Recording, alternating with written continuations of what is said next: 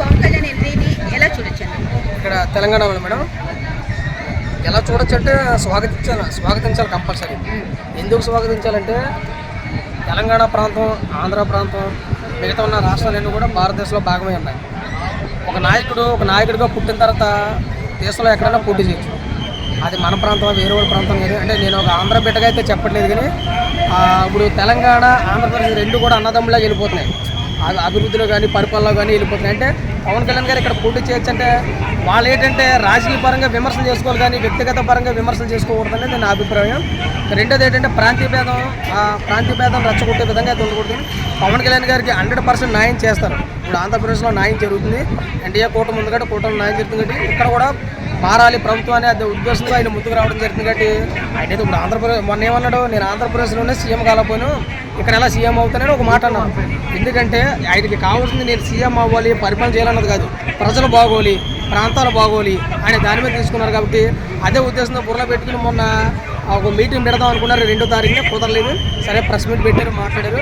అందరూ కూడా చక్కగా మాట్లాడారు, ఎక్కడ కూడా తప్పైతే మాట్లాడారు. అంటే ఒకప్పుడు ఉమ్మడితో ఆంధ్రప్రదేశ్ కాబట్టి ఇది ప్రాంతీయ భేదాల వల్ల కొంచెం ఇడిపోయినా కానీ అందరూ కలిసి ఉన్నాం, తెలుగు వారందరూ కలిసి ఉన్నాం అనే ఒక కాన్సెప్ట్తో ముందుకు వెళ్ళడం జరుగుతుంది. కాబట్టి సరే ఆయన కూడా తెలంగాణ రాజకీయాల్లో పాలు పంచుకుని ఆయన కూడా ఎక్కడ కూడా పరిపాలన చేస్తే బాగుంటుంది అన్నారు. కొంతమంది ఏమంటారంటే పవన్ కళ్యాణ్ గారు తెలంగాణ ప్రాంతానికి ఏం చేశారు అనేది ఉండదు. కరోనా టైంలో కానీ, వరదల టైంలో కానీ, మిగతా టైంలో కానీ ఆయన ఎంతవరకు సాయం చేయాలో అంతవరకు సాయం చేశారు. ఆయన అధికారంలో లేకపోయినా చాలా వరకు సాయం చేస్తూనే ఉంటారు. 2 తెలుగు రాష్ట్రాల్లో కూడా అధికారం ఇచ్చి ఉంటే ఇంకెంత సాయం చేస్తారనేది ఆయన దృష్టిలో పెట్టుకోవాలి.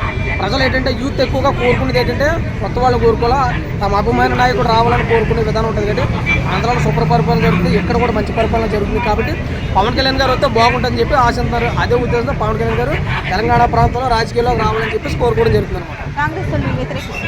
ఉంటుంది మేడం, రాజకీయ పరంగా వ్యతిరేకం అంటే ఒకరి మీద ఒకరు పార్టీ పరంగా విమర్శించుకోవచ్చు, అధికార పరంగా పార్టీ పరంగా విమర్శించుకోవచ్చు, కానీ వ్యక్తిగత విమర్శలకు పోకూడదు అనేది నా అభిప్రాయం. ఇప్పుడు పవన్ కళ్యాణ్ గారు ఎవరికి హాని చేసే మనిషి అయితే కాదు, ప్రతి ఒక్కరిని ఆ ప్రాంతం ఈ ప్రాంతంలో భేదం లేకుండా ప్రతి ఒక్కరిని కలిపి మనిషి.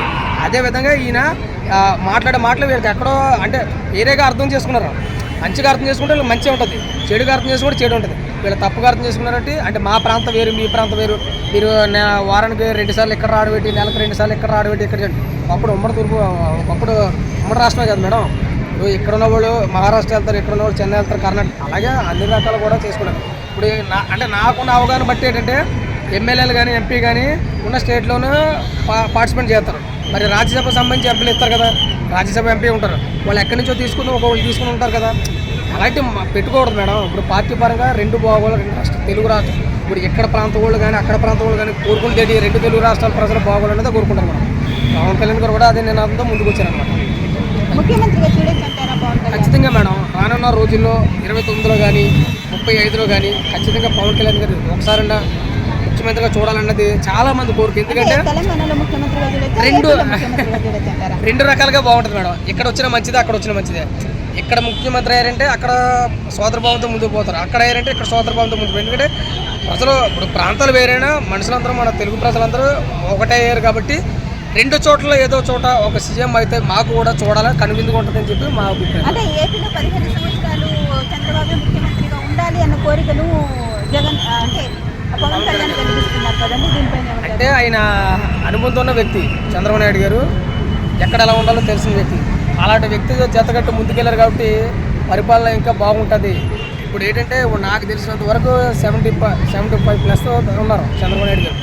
ఆయనతో ఇంకా కొద్ది సంవత్సరాలు రాజకీయం పరంగా తర్వాత సలహాలు ఇస్తుంటారు. ఈ సలహాలో పవన్ కళ్యాణ్ గారు ఉండొచ్చు, లోకేష్ గారు ఉండొచ్చు, ఇంకొక లెవెల్లో రావచ్చు. వెనకాల నడిపించేది అయినా కానీ సలహా పరంగా తీసుకుంటుంది. ఏదైనా కానీ పవన్ కళ్యాణ్ గారు ఒక్కసారైనా సీఎం అవ్వాలా అంటే మా కోరిక మేరకు సీఎం అవ్వాలని కోరుకున్నాం. కానీ ఉప ముఖ్యమంత్రి వరకు చాకపోయారు.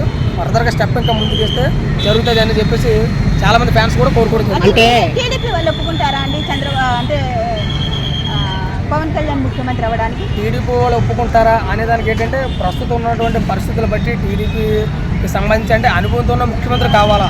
ఎందుకంటే ఆల్రెడీ అదే ఫ్యూచర్లో మేడం ఇప్పుడు హైదరాబాద్ ప్రాంతం ఎదిగిన ప్రాంతం, ఆంధ్రప్రదేశ్ ప్రాంతం ఎదుగుతున్న ప్రాంతం, దాన్ని ఎదగాలంటే ఒక మంచి నాయకుడు కావాలా అనేది పవన్ కళ్యాణ్ గారు ఉద్దేశంగా ఉన్నారు. ఫ్యూచర్లో ఖచ్చితంగా అవ్వాలి. ఎందుకంటే చంద్రబాబు నాయుడు గారు ఇప్పుడు జరుగుతుంది, నెక్స్ట్ కూడా జరగవచ్చు. ఆ తర్వాత నేను ఇందాక అన్నాను కదా 29 కుదరకపోయినా 35లోన పవన్ కళ్యాణ్ గారు సీఎంగా చూడాలనేది ఒక ఆశ ఉంది. కాబట్టి ఖచ్చితంగా ఏదో రోజు అవుతారు అయినా కూడా అని చెప్పి మా అభిప్రాయం.